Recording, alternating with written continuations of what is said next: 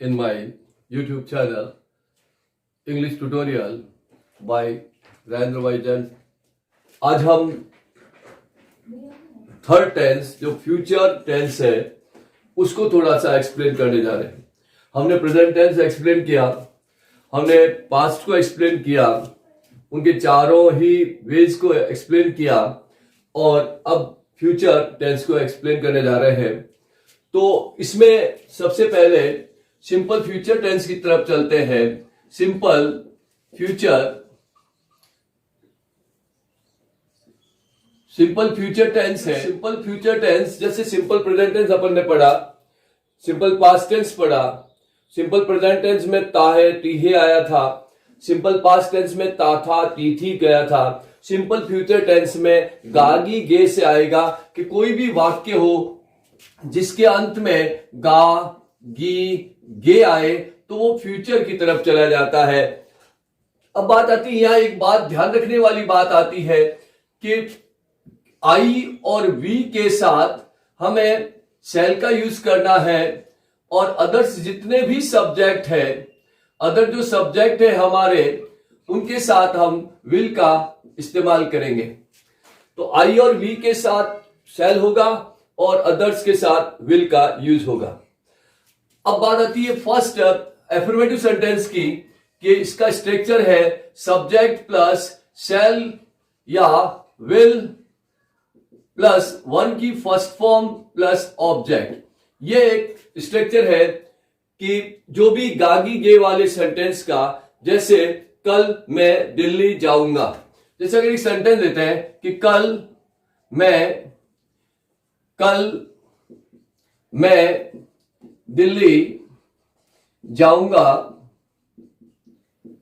है ना, कल मैं दिल्ली जाऊंगा, तो डेज को रेफर कर लेगा। मैं दिल्ली जाऊंगा तो भी इसी फ्यूचर में चलेगा।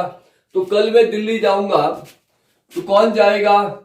आई के साथ क्या लगाएंगे? आई शैल गो टू दिल्ली टुमारो।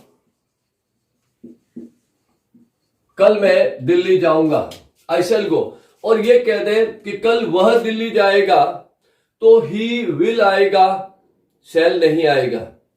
सेकंड, अगर नेगेटिव की बात करें तो सब्जेक्ट प्लस शैल या विल जो भी है, helping verb plus not plus verb की फर्स्ट फॉर्म प्लस ऑब्जेक्ट आएगा। तो I shall not go to Delhi tomorrow. अगला सेंटेंस हो गया। अगर इंट्रोगेटिव की बात करें तो इंट्रोगेटिव में शैल और विल आगे आ जाएंगे। शैल या विल से सेंटेंस प्रारंभ होगा, प्लस सब्जेक्ट आ जाएगा, वर्ब की फर्स्ट फॉर्म आ जाएगी, प्लस ऑब्जेक्ट और क्वेश्चन मार्क आ जाएगा। Shall I go to Delhi tomorrow, question mark आ गया। तो ये तीनों ही सेंटेंस, अब आप किसी को भी, मैं पत्र लिखूंगा तो I shall write a letter, वह बाजार जाएगा, he will go to market. तो किसी भी प्रकार से आप सेंटेंस बना सकते हैं, स्ट्रक्चर यही रहेगा, स्ट्रक्चर चेंज नहीं होगा। उसके बाद बात आती है फ्यूचर कॉन्टिन्यूस टेंस की। आपने देखा है कि अपन ने प्रेजेंट कॉन्टिन्यूस टेंस किया, उसमें रहा है रही है। पास्ट कॉन्टिन्यूस टेंस में रहा था रही थी।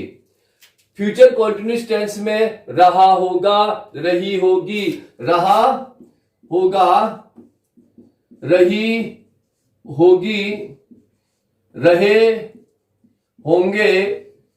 मतलब इस प्रकार के कोई भी हिंदी के वाक्य के अंत में अगर ऐसे शब्द आ रहे हैं तो वो फ्यूचर कॉन्टिन्यूस टेंस में जाएगा।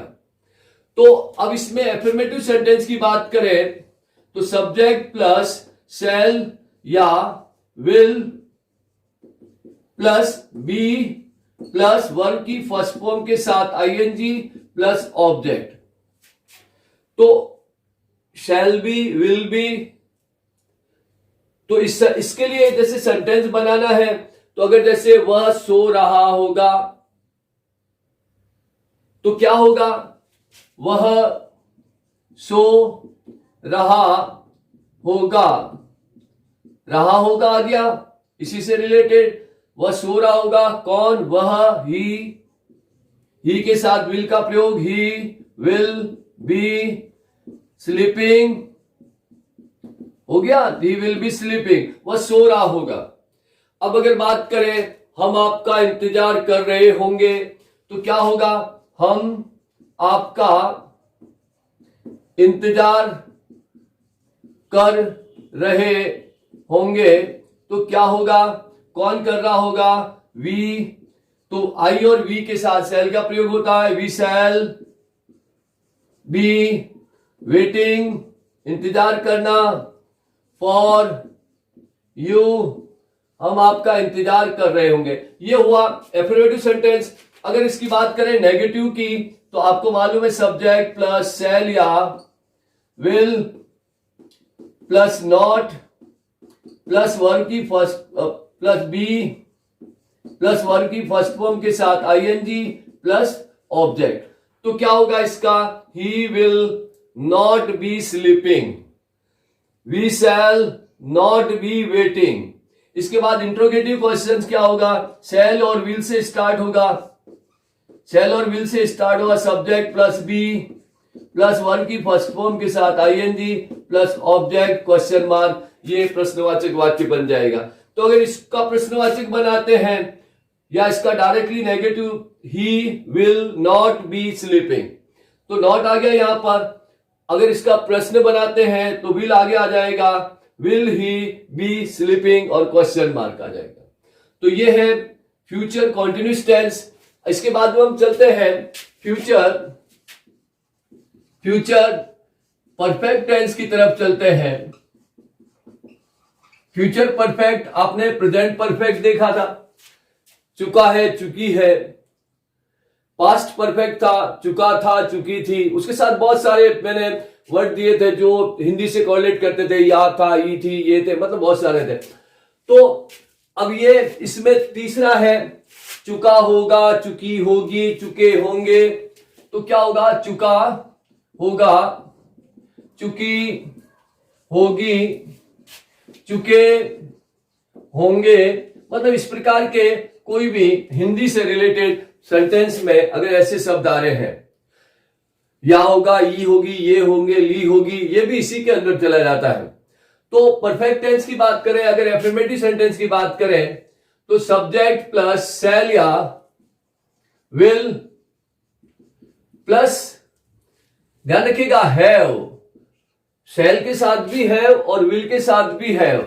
जैसे हैव प्लस वर्ब की थर्ड फॉर्म क्योंकि परफेक्ट है, प्लस ऑब्जेक्ट आ जाएगा। सब्जेक्ट प्लस शैल या will plus have plus verb की थर्ड फॉर्म प्लस ऑब्जेक्ट आ गया। तो इसका ये एफर्मेटिव सेंटेंस हुआ। अगर इसका नेगेटिव अगर स्ट्रक्चर बताए तो सब्जेक्ट प्लस शैल या विल का प्रयोग होगा, प्लस नॉट आ जाएगा, प्लस हैव आएगा, प्लस वर्ब की थर्ड फॉर्म आ जाएगी, प्लस ऑब्जेक्ट आ जाएगा। इंट्रोगेटिव की बात करें तो sentence will be start will और शैल से स्टार्ट होगा, plus subject plus verb have plus verb की थर्ड फॉर्म प्लस ऑब्जेक्ट और क्वेश्चन मार्क। तो क्या हुआ, subject shall will plus have plus verb की third form, subject shall will not have, फिर will shall plus subject plus have plus verb की third form. अब ये एक स्ट्रक्चर हो गया इस फ्यूचर परफेक्ट टेंस का। और अगर इसकी बात करें तो अगर जैसे कोई भी एक सामान्य सा सेंटेंस है जो फ्यूचर, ये जनरली बाई प्लस फ्यूचर के समय को लेता है। जैसे वह 2021 तक, देखिएगा तक आया है, तक मतलब बाई का यूज होगा, ध्यान रखिएगा विशेष रूप से। उसकी पढ़ाई पूरी कर चुका होगा, उसकी पढ़ाई पूरी कर चुका होगा, एक सेंटेंस है ये। तो ये इसी से रिलेटेड है। तो वह 2020 तक, ध्यान रखिएगा, उसकी पढ़ाई कर चुका होगा, कौन, तो ही हो गया। ही के साथ क्या आएगा, will have completed his studies by 2021. ये सेंटेंस बन गया. He will have completed his studies by 2021. और ये एक जरा, अब देखो एक जरा सी चीज, एक और ऐसा सेंटेंस अगर आ जाता है कि अध्यापक जी आने से पहले बच्चे कक्षा में प्रवेश कर चुके होंगे. अध्यापक जी आने से पहले बच्चे कक्षा में प्रवेश कर चुके होंगे. हमारा जो यहां पर जो समझाने का जो तरीका या समझाने का जो वे है, वो मेन टारगेट एग्जामिनेशंस को लेकर होता है कि एग्जाम में ये चीज आप समझ रहे हैं और उसके बाद इंडिकेटिंग वर्ड्स के how to fill correct form वो देखते हैं, तो मेरी गारंटी है कि एक भी क्वेश्चन गलत नहीं हो सकता. तो अब जैसे इसको देखते हैं, अध्यापक जी आने से पहले बच्चे कह दो या छात्र कह दो या स्टूडेंट कह दो कक्षा में प्रवेश कर चुके होंगे. तो कौन कक्षा में प्रवेश कर चुके हैं? तो पहले स्टूडेंट आएगा. तो student will have, students will have entered. कहां पे एंटर्ड हो गए? Entered the class. अब देखिए, अब बात आती है, दो सेंटेंस साथ में चल रहा है, आने से पहले और प्रवेश कर चुके होंगे. तो फ्यूचर परफेक्ट टेंस का जोड़ा सिंपल प्रेजेंट टेंस से रिलेट है, ध्यान रखिएगा. तो student will have entered the class before आ गया, बिफोर टीचर कम्स. आया दिमाग में? अब क्या चीज आई दिमाग में कि अगर आगे बीच में बिफोर है,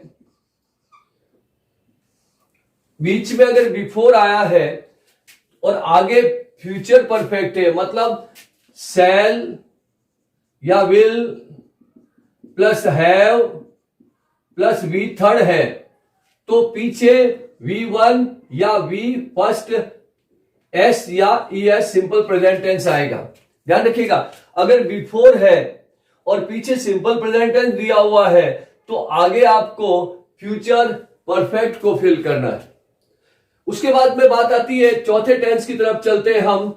फ्यूचर परफेक्ट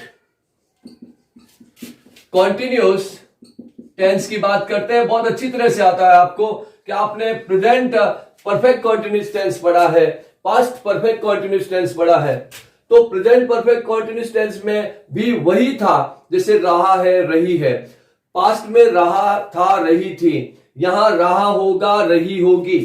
रहा होगा, रही होगी, रहे होंगे. इस प्रकार के सेंटेंस आते हैं.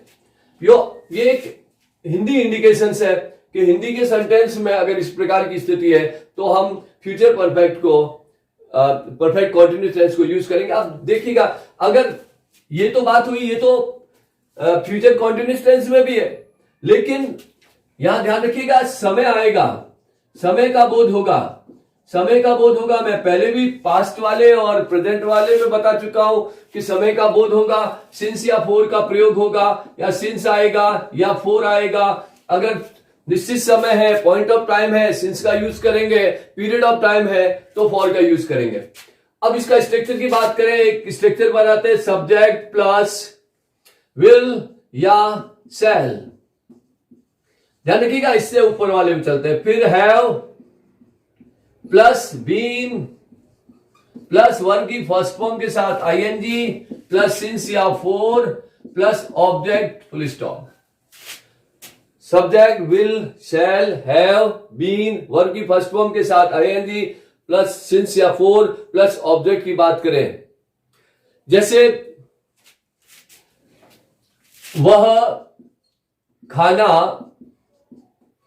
बना रही है, मेकिंग कर दो या कुकिंग कर दो, जो भी है, अगर वह खाना बना रही है तो शी इज कुकिंग फूड हो गया। अब चक्कर यह है कि इसमें समय नहीं है, अब अपन इसमें समय डाल देते हैं कि वह 2 घंटे से खाना बना रही है। तो जैसे ही 2 घंटे आए और ये चौथे टेंस में आ गया तो क्या होगा? She will have been cooking food, cooking पका रही है, बना रही है, मेकिंग कर सकते हो, फूड, कुकिंग फूड, कब से साहब? 2 घंटे से, फॉर लास्ट 2 आवर्स, पिछले 2 घंटे से। जैसे ही टाइम ऐड किया सेंटेंस का टेंस चेंज हो गया। वो पिछले she will have been cooking food for last 2 hours. अब अगर इस नेगेटिव की बात करें तो नेगेटिव में सब्जेक्ट प्लस शैल या will plus not plus verb की हैव प्लस वर्ब की फर्स्ट फॉर्म के साथ आईएनजी एज इट इज आएगा जो ऊपर है।